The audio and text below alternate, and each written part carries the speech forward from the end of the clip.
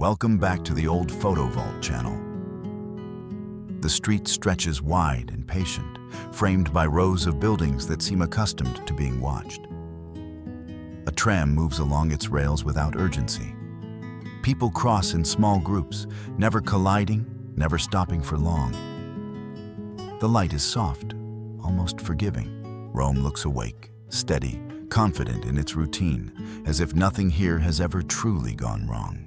Someone on this street is late for work, counting the stops without looking at the time. Another walks with no destination, moving simply because standing still would invite questions. Shopkeepers lift their awnings each morning, knowing exactly which neighbors will pass by, and quietly noticing which ones no longer do.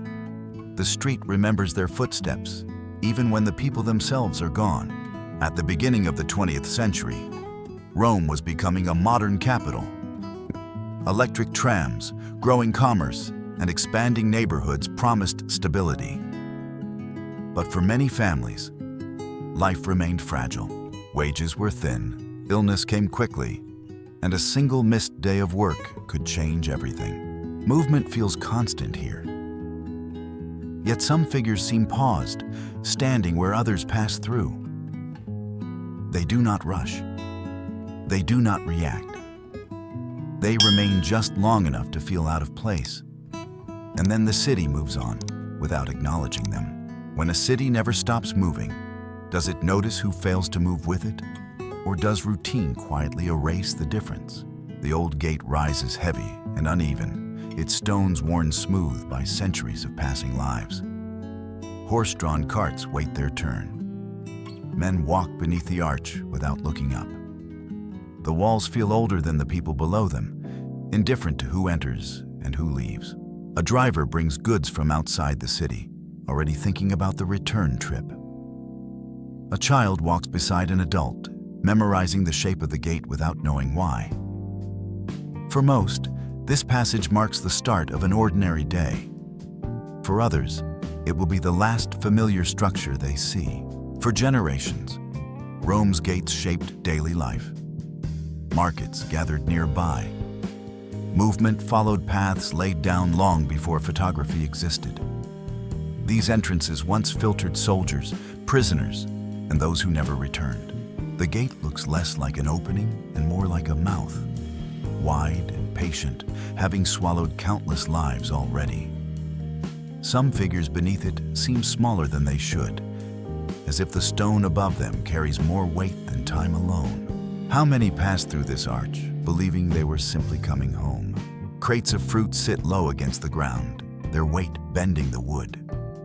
A woman leans forward, hands busy, eyes distant. Behind her, people drift toward the gate, the day already deciding where they will end up. She arranges this stall the same way every morning, trusting habit more than hope. She knows which fruit will sell, which will spoil, and which customers will never return. The market rewards memory, not sentiment. Street markets sustained much of Rome's working class. Food was seasonal, income uncertain, and sanitation poor. Illness spread easily through crowds, and vendors often worked while sick because absence meant hunger. Near the edge, someone stands without buying, without leaving. Their presence adds nothing, yet it remains, slightly out of rhythm with the rest of the scene. If a person stands long enough without purpose, does the city eventually stop seeing them? The family is arranged carefully beneath a tree that offers little shade. Faces are calm, serious, almost practiced. The child rests in someone's lap, small and heavy with sleep, or something deeper. This photograph marks a moment meant to last. Proof that they were together, proof that life was orderly. The adults imagine this image surviving them, speaking on their behalf when they no longer can. At the time, family portraits were rare and deliberate. Infant mortality was common. Many photographs became memorials without intention, capturing someone who would not live long enough to grow into the future they were promised. One figure's gaze drifts past the lens, as if listening to something the others cannot hear. When a photograph outlives the people inside it, who is truly being remembered? Buildings rise around the square, their columns catching the light.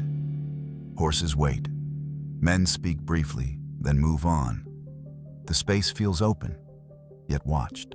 Everyone here believes the city belongs to them, that Rome will hold their names somewhere within its walls, that the ground beneath their feet is solid, permanent, safe. But Rome was built over itself again and again. Homes stood atop ruins. Streets followed the outlines of forgotten lives. Progress did not erase the past, it simply covered it. Even where no one stands, the square feels occupied, as if memory itself has weight. If a city remembers everyone, does it ever truly let anyone leave? The alley narrows until light feels like an afterthought. The walls lean inward, marked by years of dampness and repair. Windows stay shut even during the day. Footsteps echo longer than they should, as if the stone is listening instead of the people. This is where families learn to live close to one another. Too close. Rooms were shared, air was shared, illness was shared. When one person began coughing, the sound did not stay inside a single home. It moved through doors, through walls, through entire buildings. In these alleys, sickness did not arrive suddenly. It settled. People continued working until they couldn't. Children learned early which neighbors were no longer allowed outside. Absence became familiar before it became frightening. Some streets feel empty, not because no one lives there, but because too many once did. Rows of grave markers stretch across the ground, each one similar, each one quiet. Names blur together at a distance. Dates feel closer than expected. Funerals here were often brief. There was little time for ceremony when death came often. Families stood together, then separated, returning to lives that had already been interrupted too many times. In Rome, burial grounds filled quickly during outbreaks of disease. Cholera, influenza, tuberculosis. Illness moved faster than medicine could follow. Many graves were marked without stories, without photographs, without witnesses who would live long enough to remember. Standing among so many markers, it becomes difficult to tell where one life ends and another begins. If memory fades faster than stone, what remains of the people buried here? Courtyards like this once held entire neighborhoods. Laundry hung overhead like low clouds. Children played where adults rested, and everyone learned to listen for sounds that meant trouble. Housing for the poor was overcrowded and neglected. Water was limited. Waste had nowhere to go. Disease did not feel unusual. It felt expected. Loss repeated itself until it no longer surprised anyone. Some doors stayed closed longer than others. Some windows never opened again. The buildings kept their shape, even as the lives inside them quietly thinned out. A place can look intact while slowly emptying itself. Inside the hospital ward, beds line the room with little space between them. Bodies lie still beneath thin blankets. Nurses move carefully, efficiently, without promises. Medical knowledge was limited. Treatments were uncertain. Many entered these rooms without knowing whether they would leave. Families often waited elsewhere, learning outcomes only after decisions had already been made. Death here was not dramatic. It was quiet, frequent, and expected. The ward did not echo with grief, only with routine. When loss becomes routine, it changes the way people look at one another. The courtyards and ruins stand open now, their doors leading nowhere. Walls remain, but the lives they held do not. Grass grows where footsteps once repeated daily. Rome rebuilt itself constantly, but rebuilding did not mean replacing everyone. Some communities disappeared without ceremony. Their homes stayed. Their names did not. These spaces feel unfinished, as if something left in a hurry and never returned to collect its place. When a city learns loss, it does not announce it. It simply grows quieter in ways that are easy to ignore. The room is too full for how quiet it feels. People stand along the walls, careful not to move too much, as if sound itself might disturb what is already settled. Curtains soften the light, turning time vague. At the center, a body rests on the bed, still dressed as if the day simply stopped partway through. This is where death usually happened. At home. In the same room where meals were eaten, arguments were resolved, children were taught to sleep. No one rushed to call doctors anymore. By the time a bed was arranged this way, everyone already understood what the outcome would be. Families gathered not to save, but to witness. To make sure the person was not alone when the room changed its purpose. Breathing slowed. Conversation thinned. Someone sat close, just in case the eyes opened again. In the early years of the 20th century, dying at home was common. Hospitals were avoided unless absolutely necessary. Many believed familiar walls made the passing easier. Others simply had no choice. What lingers here is not fear, but hesitation. The sense that the person on the bed has not fully left yet. As if they are still listening, still present, waiting for something ordinary to happen again. Sometimes the living are the last to realize when a room has already changed forever. They sit stiffly, dressed in dark clothing that absorbs the light. Two young women stand behind, faces pale beneath heavy veils. Their eyes do not meet the camera. The men in front hold themselves upright, as if posture might keep something from collapsing. This photograph was never meant to be beautiful. It was meant to be correct.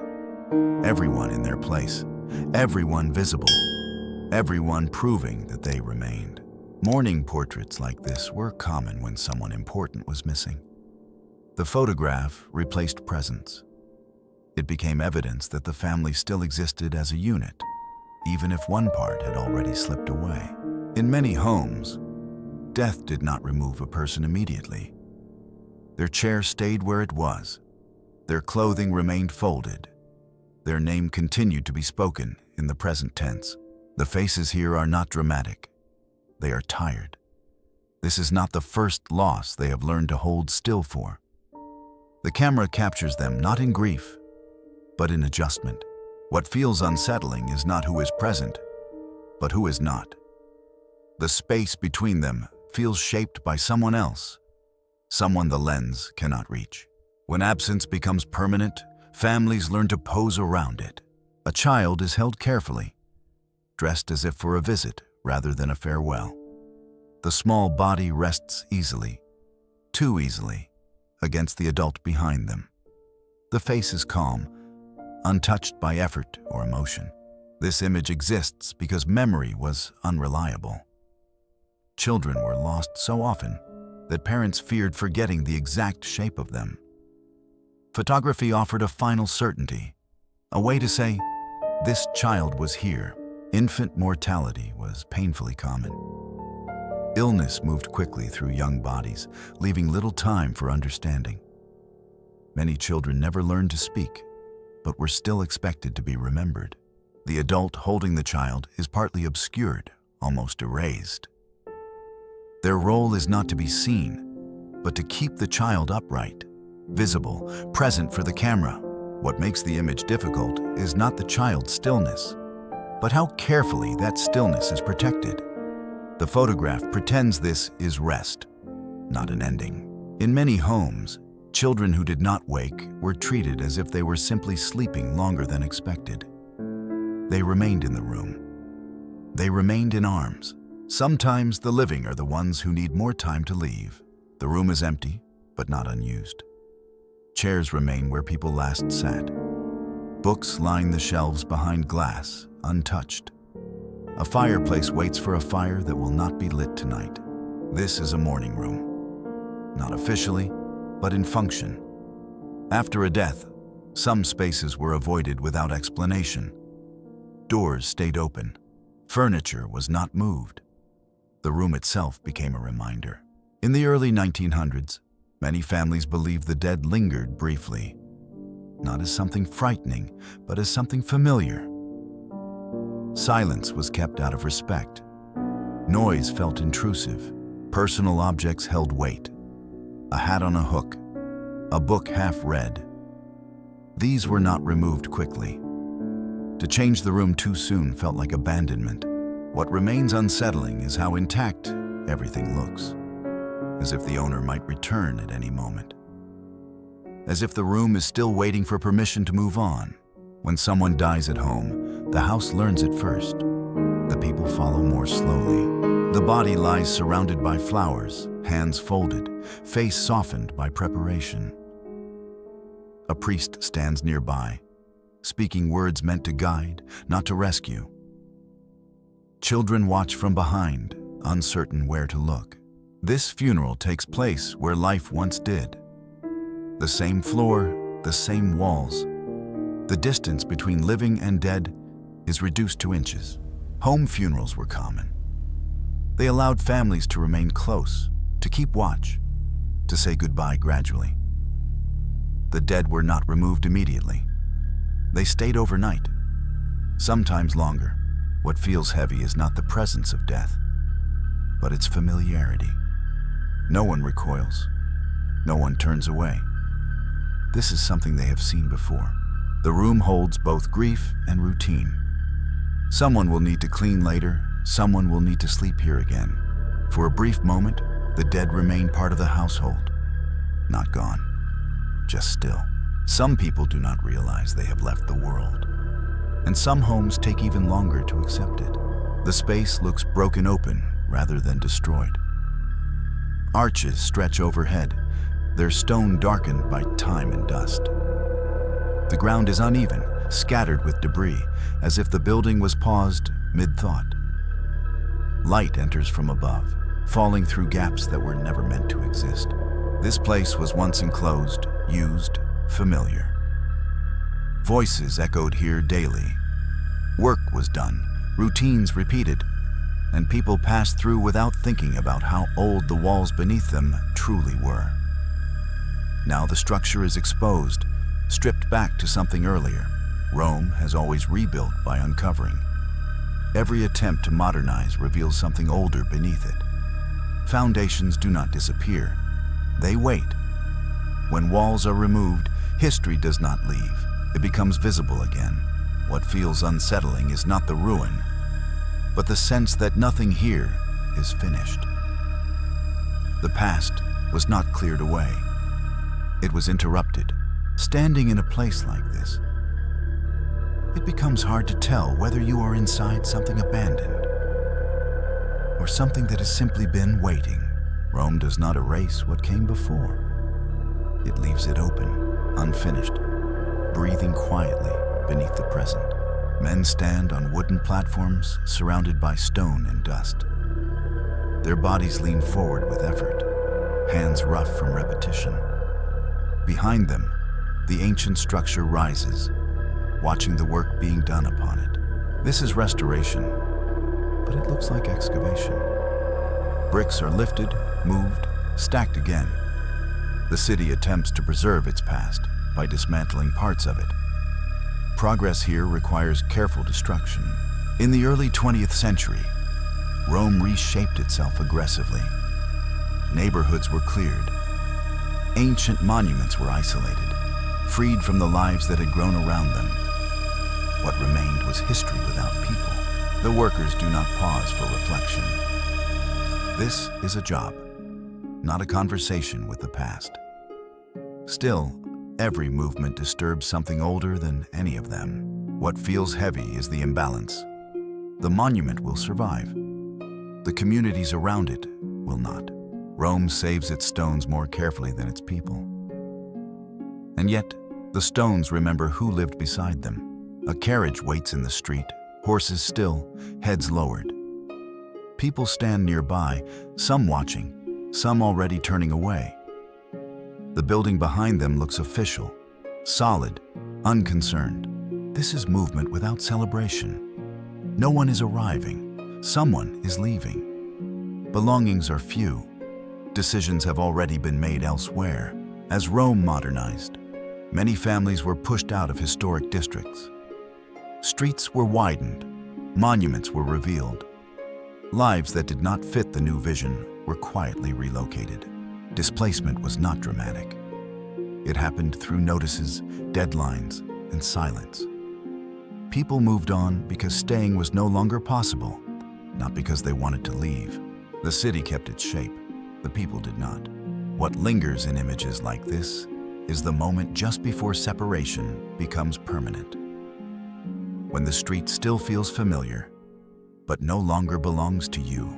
Rome moves forward, but it does not carry everyone with it. From above, the city looks calm, almost empty. Ruins lie open, arranged neatly as if placed there on purpose. Buildings stand back, allowing the past to breathe. This view is deliberate. Rome chose what to show and what to remove. Layers of daily life were peeled away to reveal something older, something easier to admire.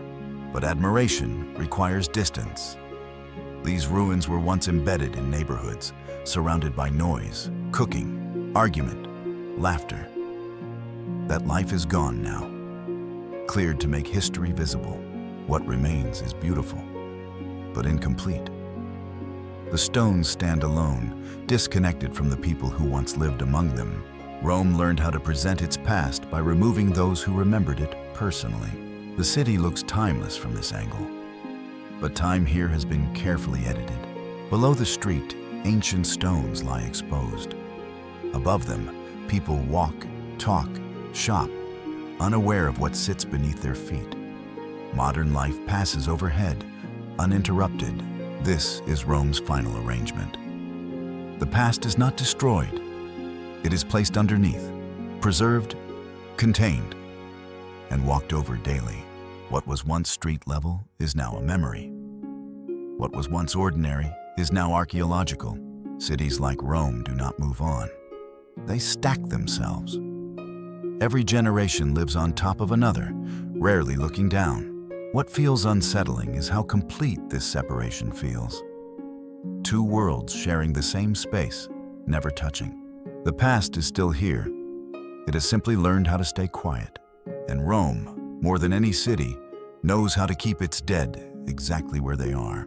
Rome does not ask to be believed. It does not need legends or certainty or explanations. It simply continues. Streets are rebuilt, walls are uncovered, homes disappear, and new ones rise in their place. People walk forward without looking down, without listening too closely to what remains beneath their feet. The lives that filled these spaces were not dramatic. They worked, waited, worried, loved quietly, and then stopped being noticed. The city did not pause for them. It absorbed them. What lingers here is not something supernatural. It is memory, uneven, incomplete, layered. Some names survived, most did not. But their routines shaped the ground all the same. Rome moves on, but it never fully lets go. It builds over its past, not to erase it, but to live with it.